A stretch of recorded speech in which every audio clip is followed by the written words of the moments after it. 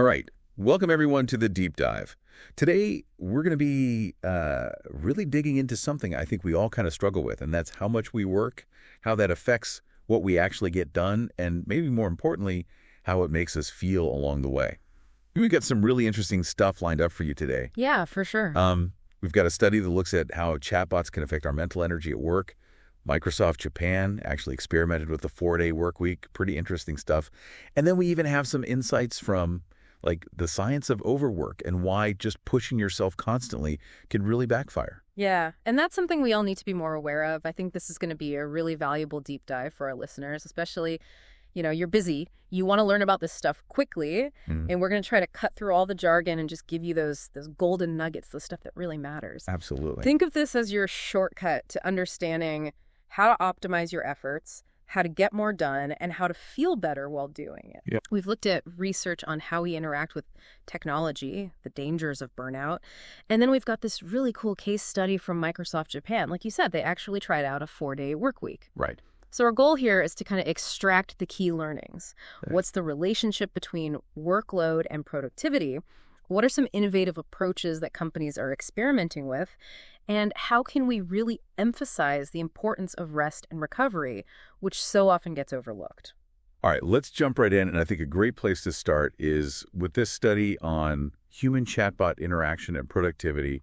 I mean, it's a mouthful. Yeah. But it's looking at how using chatbots in a business setting can affect our cognitive load. So that's like how much mental effort we're putting in and how it ultimately impacts our productivity. So really interesting stuff. Right. And what I find fascinating here is the methodology they used. They set up this A/B test where they had these two groups of users trying out a new software product. Yeah. One group was just using the software on its own, clicking through, figuring it out. The other group had a chatbot assistant to help them navigate everything. And then they used the NASA TLX, which is the standardized tool to measure cognitive load. It's like the gold standard for this kind of research. Okay, so they had a way to really measure how much mental effort people were using. What did they find? Well, the results were pretty eye-opening. The people using the chatbot reported significantly lower cognitive load, like a whopping 32% lower than the group just using the software.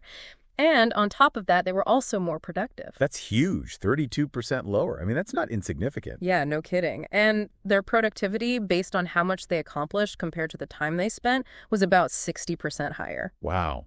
So what's the takeaway here for our listeners? I think the big takeaway, especially if you're someone who values efficiency and wants to learn new things quickly, is that well-designed chatbots could be a game changer. Imagine having this digital assistant that takes some of that mental strain out of dealing with complex information or navigating clunky software. It could really free up your mental energy so you can focus on the bigger picture and actually get more done. That's a good point, and I think it makes sense intuitively. It's kind of like having a helper, right? Right. So you're not having to spend so much brain power just figuring things out. Exactly. And the study also found that the people who used the chatbot reported less frustration and felt like their work was overall better quality, even though their average task completion time was a tiny bit longer. That makes sense, right? Yeah. If you're not constantly hitting roadblocks and feeling stuck, you're naturally going to be less frustrated. Yeah, and the study actually highlighted that this frustration factor was the most heavily weighted factor in the cognitive load measurement. Having immediate support, even if it's not perfect, seems to make a big difference in your mental state when you're working. So less frustration, better quality work. I mean, it's sounding pretty good for the chatbot group so far.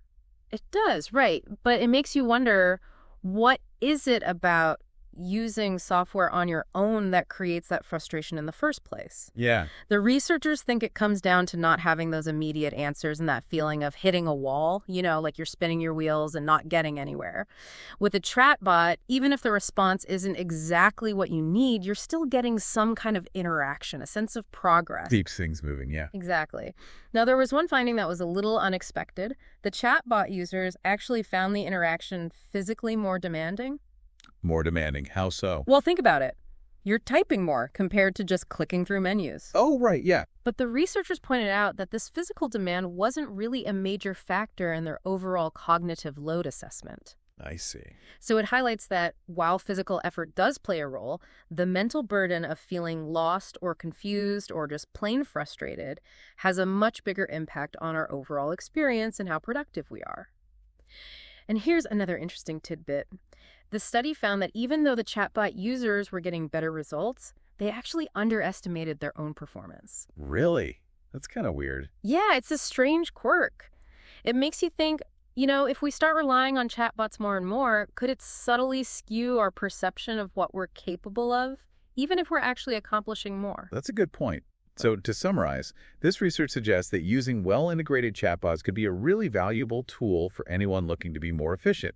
It can help reduce mental effort, potentially boost outcomes, even if individual tasks might take a little bit longer. Exactly. And just to make sure we're all on the same page, when we say chatbot, we're talking about what the academic literature defines as an autonomous software agent that you can interact with using natural language, just like you're having a conversation with another person. Right. And these things are popping up everywhere now. You see them in customer service, healthcare, the public sector, and of course within businesses to streamline workflows and make things more efficient. Speaking of streamlining workflows within organizations, I think it's a perfect time to transition to this really interesting case study from Microsoft Japan.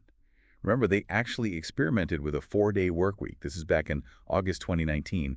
They called it the Work-Life Choice Challenge. Yeah, the WLCC. And this case study is particularly relevant when you consider the work culture in Japan, which unfortunately has a very serious problem with karoshi. Tsurushi, what's that? It literally translates to death from overwork. Oh, wow. That's pretty intense. Yeah, it's a very real issue. The case study points out some truly tragic examples. There was Miwasato, a journalist who died from heart failure after working an insane amount of overtime, like 159 hours in a single month. And then there was Matsuri Takahashi, who took her own life because of the immense stress she was under at work. These are just a couple of examples. Unfortunately, karoshi is a recognized cause of death in Japan. It really underscores the devastating consequences of chronic overwork. And for our listeners, this is a stark reminder that you need to be aware of this issue. Recognize the signs of chronic overwork, like constantly being on call, working tons of overtime, pulling night shifts all the time. It can have really serious consequences. So this really serious problem is the backdrop. Microsoft Japan decides to try this work-life choice challenge. And as you mentioned, it was a two-pronged approach. Yeah, exactly. First, they gave their regular employees a 4-day work week, so they shut down the offices every Friday and provided special paid leave for those Fridays. So everyone gets a 3-day weekend, basically. Pretty much. And the second part was just as important. They implemented this employee support program. This included things like financial assistance for family travel, opportunities for self-development, even support for social activities. It was about encouraging employees to use that extra day off for rest, personal growth, and their overall well-being. Okay, so they gave people the time off and then some resources to actually make the most of it. What happened? Well, the results they reported were pretty impressive. They saw a 40% improvement in productivity. 40%? That's amazing. I mean, that's not just a little bump. No, it's significant. And along with that, they had a 25.4% reduction in employee days off, a 23.1% drop in electricity costs, and they were printing almost 59% less. Even meeting time got cut in half. Wow, so they're getting more done, spending less money, people are happier and healthier. It sounds like a win-win. It really does. And the takeaway here for you is that it wasn't just about productivity. The benefits were across the board. Less time off work suggests happier, healthier employees. Lower operational costs are a big plus for the company. And let's be honest, who wouldn't love to cut their meeting time in half? Right. Sign me up. So what were some of the key takeaways, like the best practices that emerged from this experiment? Well, giving employees that extra paid day of rest was really crucial. It showed that they genuinely valued their well-being. Right. They also supported employee growth and learning through subsidies and bonus points. And then they had these really innovative cross-cultural, cross-industry work experience programs. So employees could actually visit other organizations, learn from them, get some fresh perspectives. And they also provided support for family life through things like travel subsidies, which probably helped reduce stress and boost morale. Okay, so they were really thoughtful about how to make this work. But it wasn't all smooth sailing, right? I mean, the case study also mentioned some challenges they faced. Oh, for sure. While shutting down the entire company on Fridays had its advantages, it also created some issues with flexibility. Like what? Well, Some roles might require more flexibility, or what if something urgent comes up? Right. And then there was the issue of non-regular employees. They didn't get paid leave for that extra day off, which could understandably lead to some resentment and lower morale among those workers. And they acknowledged that the initial productivity boost might have been partly because of the novelty of the whole thing. Sure, it's new and exciting. Yeah, so it might not be sustainable in the long run without continued effort and adaptation. They really stress the importance of being prepared, communicating clearly throughout the process, and the value of giving employees exposure to different industries to spark innovation. So for you listening to this, I think the key takeaway from this Microsoft Japan experiment is that it really challenges the old school idea that more hours equals more output. It suggests that a shorter work week, if done right, with the right support and a focus on efficiency, can lead to more productivity and happier employees. Absolutely. It flips the script on how we think about work. And this ties in nicely with a fundamental economic principle known as the law of diminishing returns. Now, this law is often talked about in contexts like agriculture or manufacturing, Right. but has a powerful connection to the concept of overwork, which is something we all need to be mindful of. Okay, so explain this law of diminishing returns to me. How does it apply to us and our work? Basically, it says that as you increase one input, let's say the number of hours you work, while keeping other inputs constant, the extra output you get from each additional hour will eventually start to decrease. So at first, working more hours might lead to a big increase in what you get done. Right. That's the stage of increasing returns. But then you hit a point where those extra hours give you less and less extra output. Exactly. That's the stage of diminishing returns. And if you push it even further, you can actually enter a stage of negative returns. So working even more leads to a decrease in your overall productivity because you're tired, you're making mistakes, you're just not as sharp. So it's like there's a sweet spot, Yep. right? Exactly. There are these three stages: increasing returns, diminishing returns, and negative returns. And in economic terms, a smart producer would want to be operating in that second stage, where they're still getting a good return on their effort, but haven't pushed it so far that it becomes counterproductive. So how do we apply this to our own work lives? It's a reminder that more hours doesn't always equal more results. You need to be aware of when you're hitting that point of diminishing returns. So how does this law of diminishing returns relate to what we saw with Microsoft Japan? Well, that 4-day work week could be seen as a strategy to shift employees back to that sweet spot on the productivity curve. By reducing the chance of overwork and burnout, they were likely preventing their employees from slipping into that stage of diminishing returns where fatigue and decreased focus start to drag down their performance. That makes a lot of sense. So we talked about cognitive load, the potential benefits of chatbots, and this idea of diminishing returns. But I think we need to address the elephant in the room, which is occupational burnout. Absolutely. It's a huge issue. And we've got a study here that looked specifically at burnout among academic university staff in Egypt. Now, I know that sounds very specific, but the underlying principles about burnout and its impact are universal. They apply to people in all sorts of professions. For sure. So first off, it's important to understand how the World Health Organization defines burnout.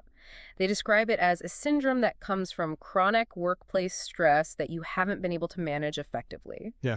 And there are three main characteristics: feeling emotionally drained, becoming cynical or detached from your work, and feeling like you're just not accomplishing much. So you're exhausted, you don't care anymore, and you feel like you're feeling. That's a pretty bad combination. It is. And this study in Egypt looked at how common these three dimensions of burnout were among university staff and how they related to productivity. They used an online survey to gather data. What did they find? The results are pretty worrying.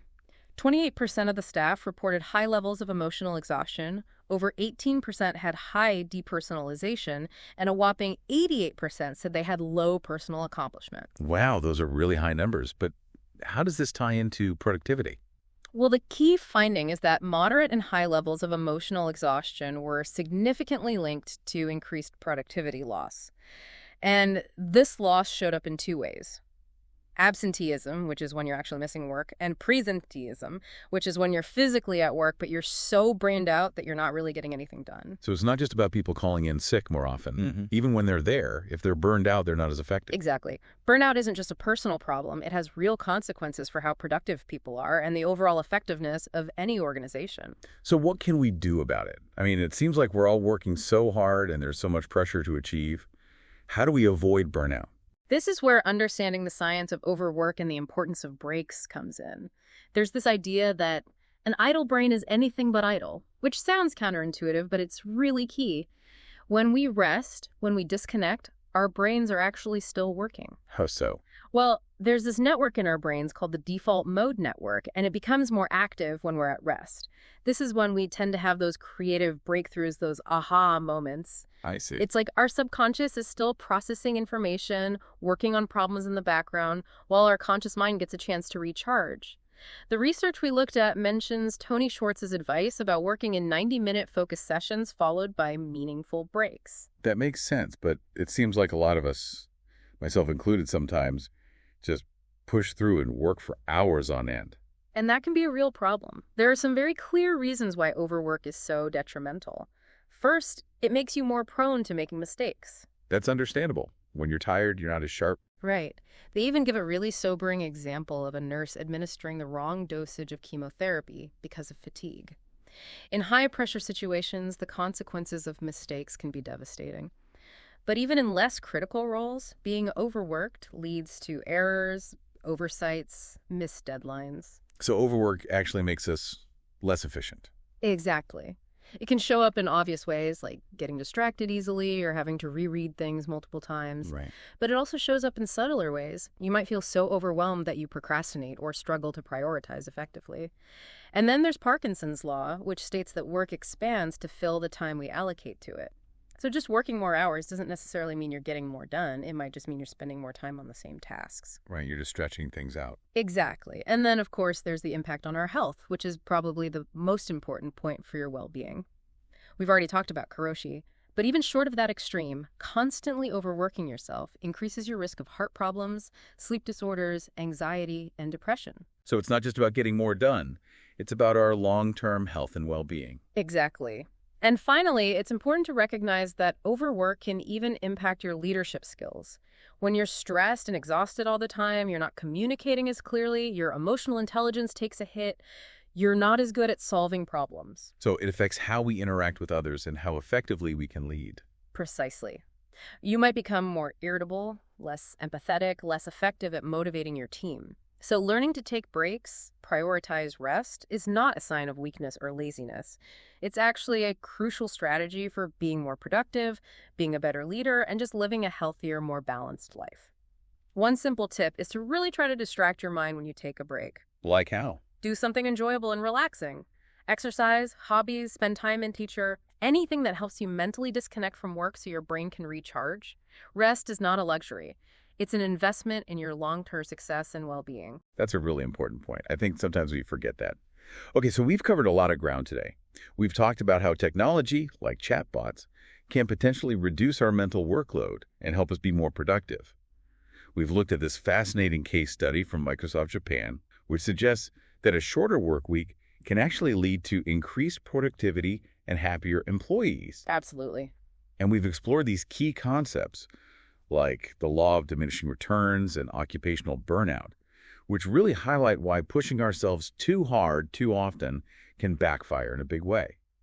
Ultimately, it seems like regular breaks and sufficient rest are not just nice-to-haves, but essential ingredients for creativity, efficiency, good health, and even effective leadership. I couldn't agree more. You came to this deep dive wanting to understand this complex topic quickly, and hopefully we've given you a clear, insightful overview with surprising facts and useful takeaways without bogging you down with too much detail. And on that note, I want to leave you with a final thought to consider.